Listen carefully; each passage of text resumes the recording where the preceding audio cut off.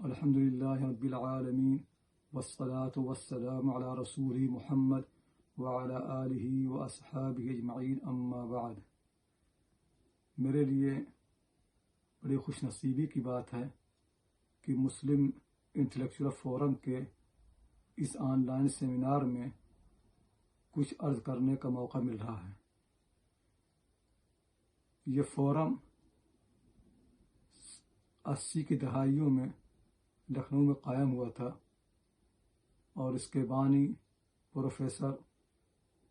یونس نگرامی رحمۃ اللہ علیہ بڑے متحرک اور فعال شخص تھے،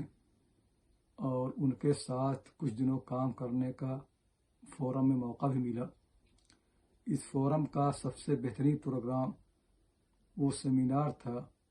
جو انہوں نے حضرت مولانا ابوالحسن علی ندوی رحمۃ اللہ علیہ کی کتاب المرتضیٰ کے رسم اجرا کے موقع پر کیا تھا۔ اس میں چوٹی کے علماء اور دانشور شریک ہوئے تھے اور ہر شخص نے اس پروگرام کی تعریف کی۔ اب مجھے خوشی ہو رہی ہے کہ پروفیسر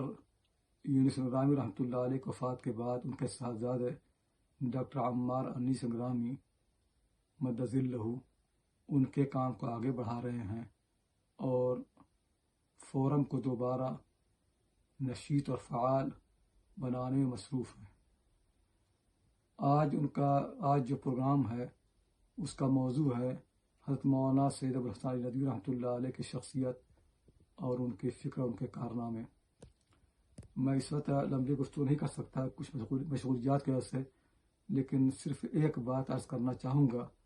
کہ حضرت مولانا رحمۃ اللہ علیہ کی شخصیت گوناگون ہے، اور مولانا کی زندگی پر میں نے ایک مفصل کتاب عربی میں لکھی ہے جو تقریباً 700 صفحے کی ہے، شائع ہو چکی ہے۔ پھر اس کا انگریزی ترجمہ بھی چند سال پہلے الحمدللہ شائع ہوا اور مقبول ہے، اور اس کے علاوہ اردو اور عربی میں کئی اور کتابیں میری مولانا رحمۃ اللہ علیہ کی زندگی کے مختلف پہلو سے متعلق ہے، تو اس لیے وہ ساری تفصیلات بیان کرنا ناممکن ہے۔ میں صرف ایک بات عرض کرنا چاہوں گا کہ عام طور سے علماء میں اور دانشوروں میں جو بیماری عام ہے وہ یہ ہے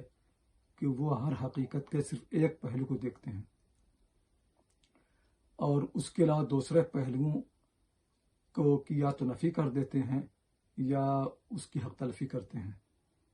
ان کے ذہن سے یہ بات اوجھل ہو جاتی ہے کہ ہر حقیقت متنوع الجہات ہے، کثیر الابعاد ہے۔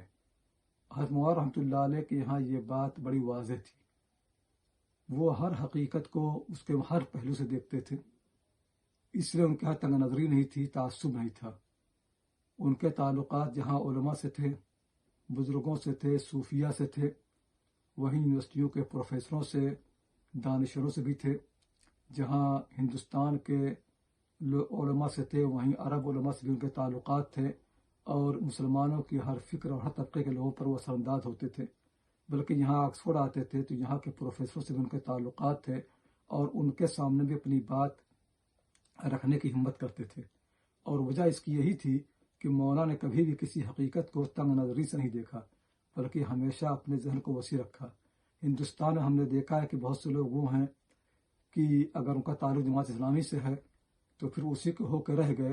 اور دوسری تحریکوں کی حق تلفی کی یا ان کو نظر انداز کیا۔ اسی طرح کوئی لوگ تبلیغ جماعت لگ گئے، کوئی لوگ دوسری سرگرمیوں میں لگ گئے، کوئی لوگ سیاسی تحریکوں میں لگ گئے۔ اسی طرح کچھ لوگ وہ ہیں جن کا تعلق علماء دیوبند سے ہے،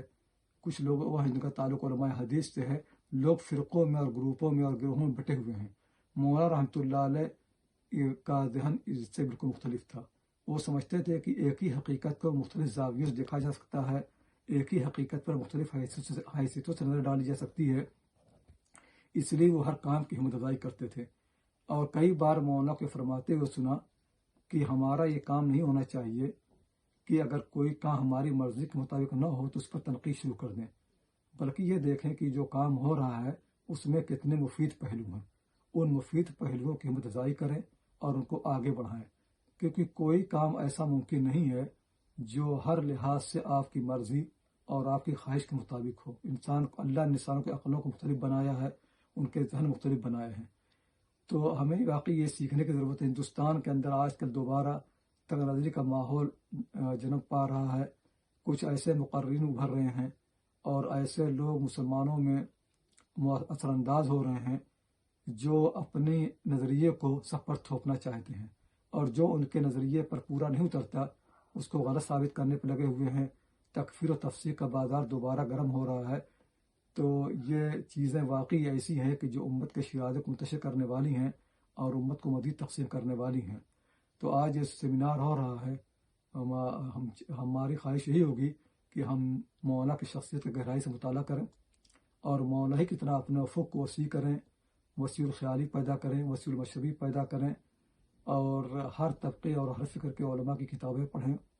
اور ان کی خدمات کو گہرائی سے دیکھیں اور سوچیں کہ انہوں نے کیا مفید کام کیے ہیں، لوگوں کو ایک دوسرے سے قریب کرنے کا ذریعہ بنے، نہ کہ ایک دوسرے سے الگ کرنے کا۔ تو بات لمبی نہیں کرنی ہے، اسی پر میں اپنی بات ختم کرتا ہوں اور دعا کرتا ہوں کہ اللہ تعالیٰ ہیں اور سوچیں کہ انہوں نے کیا مفید کام کیے ہیں، لوگوں کو ایک دوسرے سے قریب کرنے کا ذریعہ بنے، نہ کہ ایک دوسرے سے الگ کرنے کا۔ تو بات لمبی نہیں کرنی ہے، اسی پر میں اپنی بات ختم کرتا ہوں اور دعا کرتا ہوں کہ اللہ تعالیٰ حضرت مولانا رحمۃ اللہ علیہ کی قبروں کو نور سے بھرے اور ان کے درجات بلند کرے۔ اسے دعا ہے کہ مسلم انٹلیکچوئل فورم دوبارہ متحرک و فعال رہے، اور اسی طرح سے ڈاکٹر عمار انیس رضامی وہ اس کے مقاصد کو پورا کرنے میں